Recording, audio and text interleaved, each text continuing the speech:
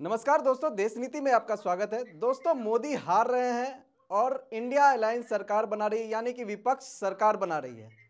सत्ता में वापस आ रही है और मोदी जी सत्ता से बाहर जा रहे हैं, ऐसा विपक्ष कह रही है। लेकिन ऐसा ये कैसे करने वाली है विपक्ष, ये जानने के लिए आज हमारे साथ जुड़ रहे हैं समाजवादी पार्टी के प्रवक्ता राजकुमार भाटी जी। भाटी साहब, बहुत बहुत स्वागत है आपका देश नीति पे।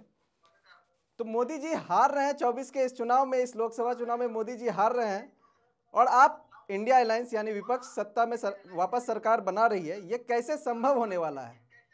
इस दावे के पीछे तर्क क्या है विपक्ष का? तो आप अपने वाक्य में थोड़ा संशोधन करें। मोदी हार रहे हैं ये कहना उचित नहीं है। मोदी की या मेरी कोई हैसियत नहीं है। हम 144 करोड़ लोगों में से एक हैं।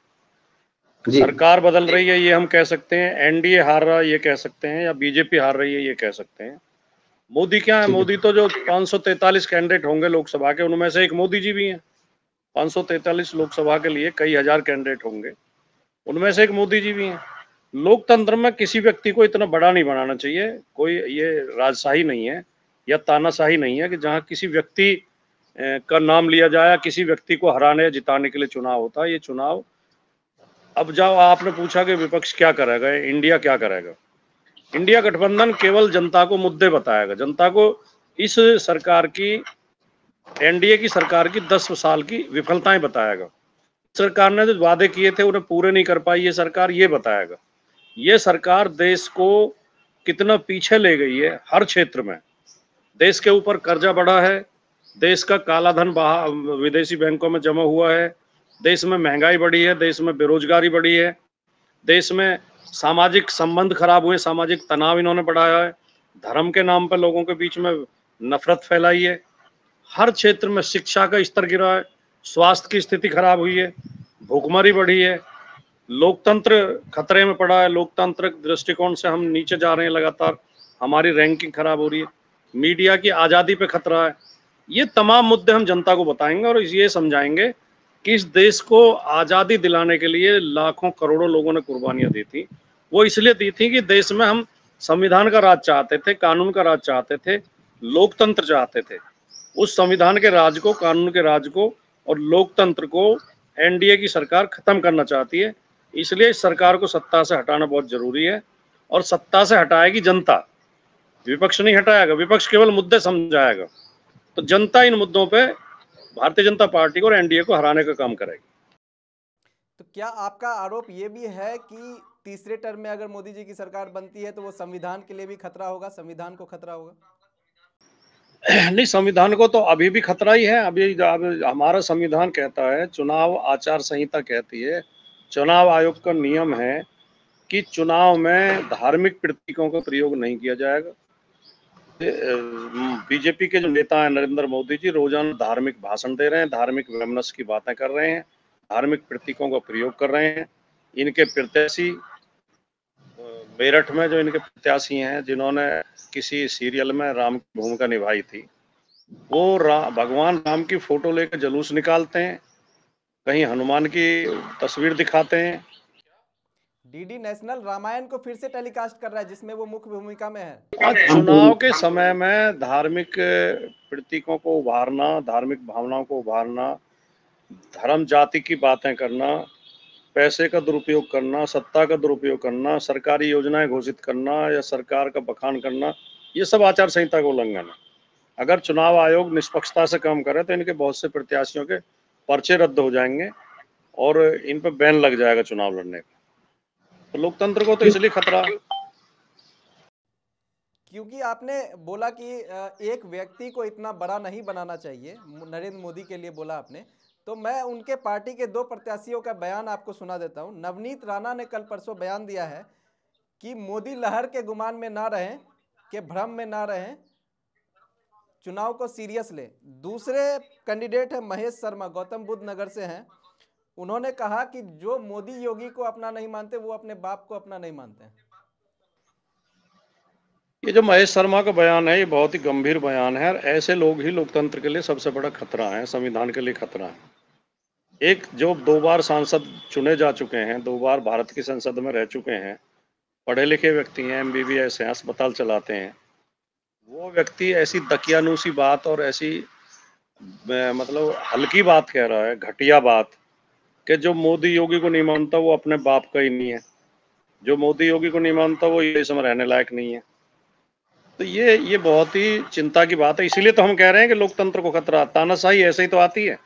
तानाशाही में पहले एक आदमी को हीरो बनाया जाता है, फिर उसको ईश्वर का अवतार घोषित किया जाता है, उसे सर्वगुण संपन्न सर्वशक्तिशाली घोषित किया जाता है, फिर उसके वचनों को ही कानून बताया जाता है कि जो वो कहते हैं वही कानून है।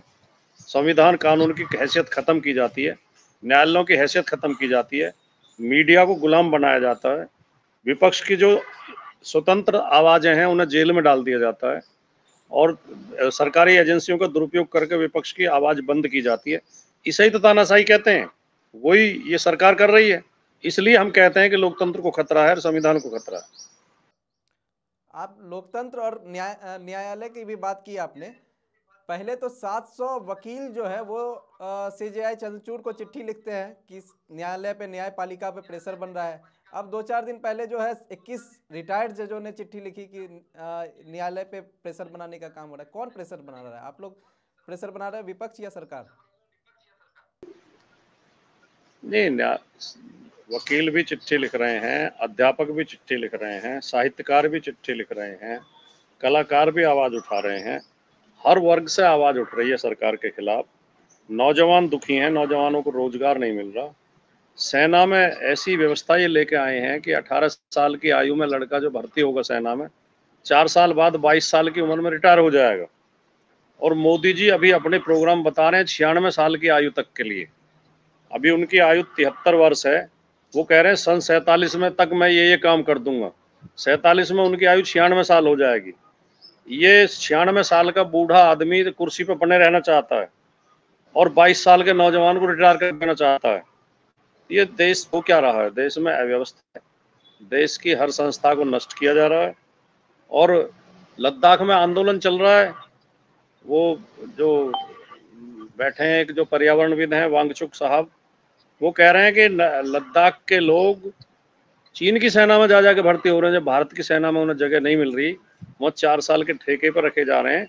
तो चीन, ये कितने खतरनाक स्थितियां हैं देश के लिए। देश की सीमाएं असुरक्षित हैं, देश का भविष्य असुरक्षित है, देश का संविधान असुरक्षित है, देश की आज़ादी असुरक्षित है। लेकिन जिस लोकतंत्र को खतरे की बात आप कर रहे हैं, उसमें जब CJI चंद्रचूड़ फैसला सुनाते हैं कि इलेक्टोरल बॉन्ड असंवैधानिक है, तो मोदी जी इंटरव्यू में बोलते हैं कि वो लोग पछताएंगे जो आज इस तरह की बातें कर रहे हैं। नहीं, पिछले इसी महीने में उच्चतम न्यायालय की 3 टिप्पणियां आई हैं। एक तो चंडीगढ़ के केस में आई कि ये लोकतंत्र की हत्या है, एक इलेक्टोरल बॉन्ड के सिलसिले में आई कि ये असंवैधानिक व्यवस्था थी, और एक नोटबंदी के सिलसिले में भी आई टिप्पणी कि ये काले धन को सफेद करने का जरिया था, ब्लैक मनी को व्हाइट करने का जरिया था ये।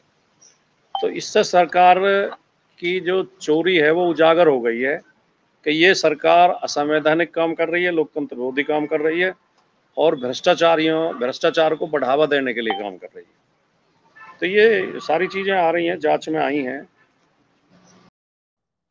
ठीक है सर, अब इस पे थोड़ा सा इलेक्शन चुनाव पे, वोट पे बात करते हैं। आप बोल रहे हैं कि आप जनता के मुद्दों को उठाएंगे, यानी बेरोजगारी का मान लीजिए आप मुद्दा उठाते हैं, युवा आपको वोट कर भी देता है, मान लिया जाए, लेकिन जो खुलकर बीजेपी, मोदी जी हो, योगी जी हो, जो शीर्ष स्टार कैंपेनर है बीजेपी का, जो प्रचार कर रहा है, वो खुल के हिंदू वोट को टारगेट कर रहा है।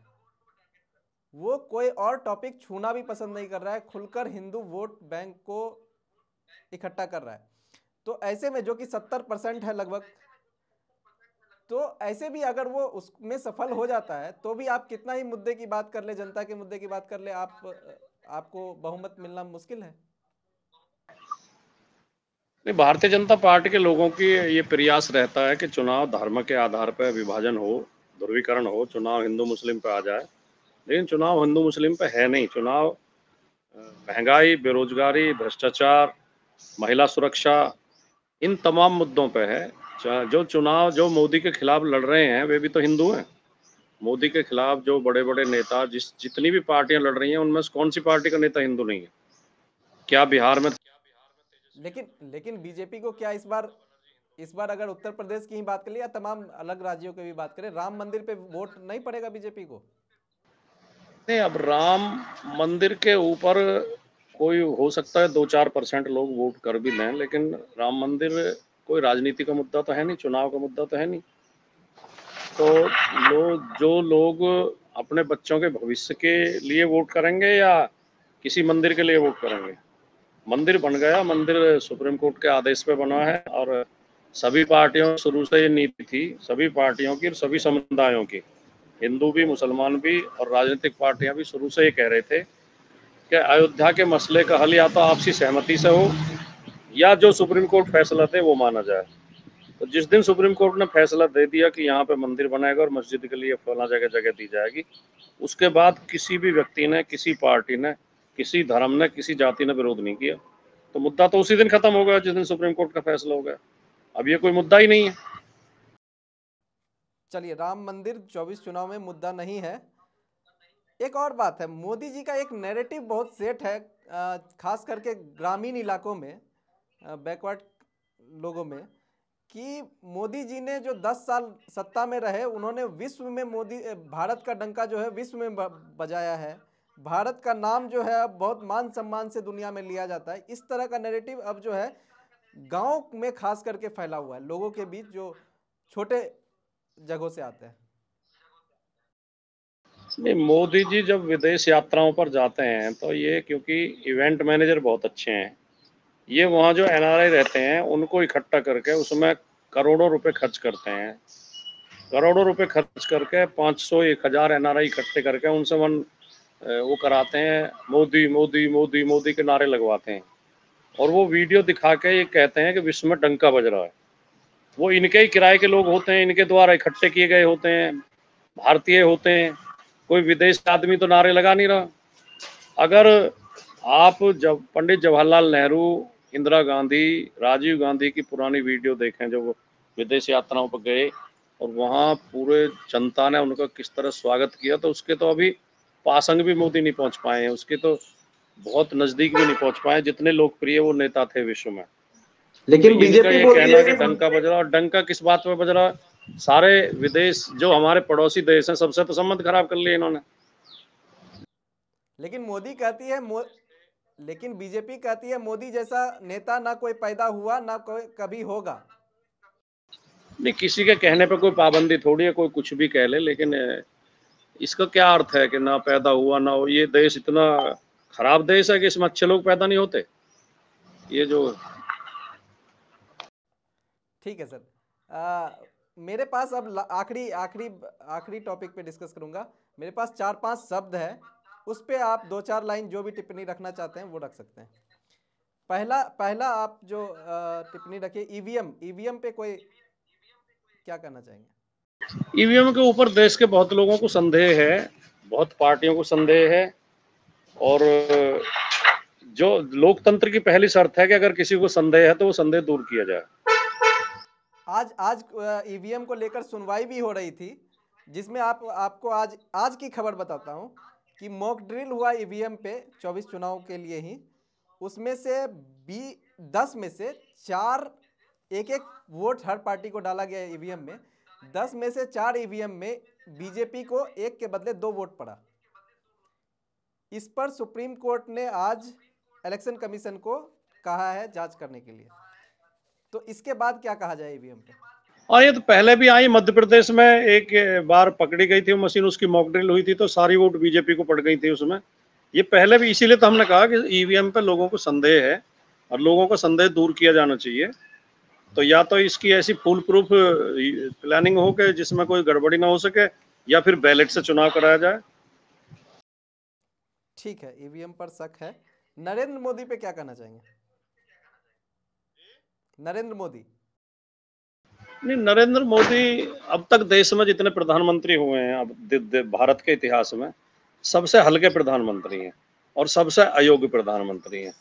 उन्हें ज़्यादा डीप नॉलेज है नहीं और वो हवाई बातें ज़्यादा करते हैं। कभी कह देते हैं मैं गाड़ी से जा रहा था, एक चाय वाले ने नाली में पाइप डाल रखा था, उससे चाय बना रहा था। कभी कह देते हैं कबीरदास और गुरु गोरखनाथ और गुरु नानक बैठ के एक जगह वार्ता करते थे। उन्हें यही पता नहीं है कि तीनों के बीच में 100 साल का अंतर है। वो तीनों एक साथ कभी मिले ही नहीं। अब वो चाय आज तक किसी को नहीं मिला जो नाली से गैस की चाय बना रहा था। देश की ऊर्जा ज्योतिष की वाला भी बड़ा शानदार था। हाँ, ज्योतिष वाला भी बड़ा शानदार था, बस में सीट वाला। ज्योतिष वाला वो तो खैर उनकी फ्रॉड पता चलता है कि वो किस तरह के फ्रॉड करते हैं। और वो इस तरह के कभी कह देते हैं कि तक्षशिला को बिहार में ले आते हैं। वो कह रहे कि एक बार कह रहे थे कि वो सिकंदर जब तक्षशिला यहाँ आया था बिहार में, तो बिहार के लोगों ने उसे हराया था। अब उन्होंने पढ़ा लिखा तो है नहीं, अब उन्हें पता नहीं है सिकंदर कभी बिहार तक पहुंचा ही नहीं। सिकंदर सिंध से ही वापस हो गया था, और तक्षशिला बिहार में नहीं है, तक्षशिला पाकिस्तान में है। उन्हें ये भी पता नहीं है। तो उनकी नॉलेज बहुत कम है। और वो जो शुरू में खुद ही इंटरव्यू में कहते थे कि मैं पढ़ा वढ़ा नहीं हूँ, मैं तो मिडिल तक पढ़ा हूँ केवल। बाद में उनके कुछ सहयोगी उनकी एमए की मार्कशीट ले आए, उस सब्जेक्ट की मार्कशीट बनवा ली जो सब्जेक्ट उस यूनिवर्सिटी में है ही नहीं। तो ये इस तरह के फ्रॉड हैं, फर्जी डिग्री का केस भी चल रहा है अभी। हाँ, ये प्रधानमंत्री, सबसे अयोग्य प्रधानमंत्री, सबसे ज्यादा झूठ बोलने वाले प्रधानमंत्री, दिन में 5-5 बार कपड़े बदलते हैं। इतना जो है ड्रेस में इन्हें इतना पोशाक धारण करने का इतना शौक है कि तरह तरह की पोशाक धारण करते हैं, तरह तरह के अपने लुक बना लेते हैं। तो नेता कम न दिखाई देते हैं, अभिनेता ज्यादा लगते हैं। लेकिन एक और बात है, अभी इलेक्टोरल बॉन्ड का खुलासा होता है, लेकिन जस्ट इसके बाद इलेक्शन कैंपेन में मोदी जी खुलकर जो है भ्रष्टाचार के ऊपर खूब हल्ला बोलते हैं। मतलब इतना स्ट्रांग हिम्मत, इतना कॉन्फिडेंस कैसे आता है? मतलब एक तरफ आपका इतना बड़ा खुलासा हुआ है, दूसरी तरफ आप जो है हर मंच से भ्रष्टाचारियों और जबकि सारे भ्रष्टाचारी इनके पार्टी में खुद गले लगा रहे हैं, जिस पर आरोप लगा रहे थे। भारतीय जनता पार्टी और आरएसएस के लोग जो हैं, इनके आदर्श हैं हिटलर और मुसोलिनी। ये हिटलर और मुसोलिनी के आदर्शों पर चलते हैं। हिटलर की नीति थी, हिटलर का जो एक प्रोपेगेंडा मिनिस्टर था गोएबल्स, वो कहता था कि झूठ बोलो, कॉन्फिडेंस के साथ झूठ बोलो और बार बार बोलो। एक झूठ को अगर 100 बार बोलते हैं तो वो लोगों को सच जैसा लगने लगता है। तो इसी नीति पे मोदी जी चलते हैं, झूठ बोलते हैं, कॉन्फिडेंस के साथ बोलते हैं और बार बार बोलते हैं। लेकिन फिर भी क्योंकि लोकतंत्र है, कुछ सजग मीडिया के लोग जो हैं इनको झूठ पकड़ ही लेते हैं। ठीक है, इलेक्शन कमीशन पे क्या कहना चाहेंगे सर? इलेक्शन कमीशन के लिए सुप्रीम कोर्ट ने एक नीति दी थी कि इलेक्शन कमिश्नर चुनने के जो समिति बनेगी उसमें प्रधानमंत्री, नेता विपक्ष और सुप्रीम कोर्ट का एक जज होना चाहिए। लेकिन सरकार ने वो नहीं मानी। सुप्रीम कोर्ट के जज की तरह प्रधानमंत्री द्वारा मनोनीत एक मंत्री रख दिया। तो वहीं से संदेह पैदा हो जाता है, जब इलेक्शन कमिश्नर का चयन ही निष्पक्ष नहीं है, उसमें भेदभाव है, तो इस पर क्या विश्वास किया जा सकता है? नहीं, इस पे भी जो है सुरजेवाला को 48 घंटे के लिए इलेक्शन कमीशन जो है बैन करती है कैंपेन करने से, कांग्रेस नेता।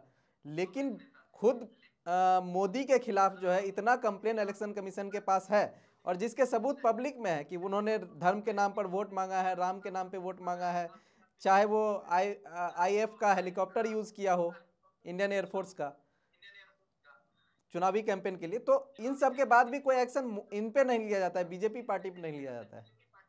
मोदी जी रोजाना आदर्श आचार संहिता का उल्लंघन करते हैं, रोजाना। भाषण में भी, सरकारी संसाधनों के दुरुपयोग में भी, सरकारी योजनाओं का नाम लेने में भी, धार्मिक नारे देने में भी, जाति के मुद्दे उठाने में भी रोजाना आचार संहिता का उल्लंघन करते हैं। अगर चुनाव आयोग निष्पक्ष होता तो मोदी जी के खिलाफ सैकड़ों मुकदमे अब तक लिख गए होते और मोदी जी को प्रचार से बैन कर दिया गया होता। इसलिए चुनाव आयोग को इन चीजों पर ध्यान देना चाहिए। ठीक है प्रीतम जी, आपका बहुत बहुत धन्यवाद। आपने जो सर बहुत बहुत धन्यवाद समय देने के लिए सर। जी जी ठीक है।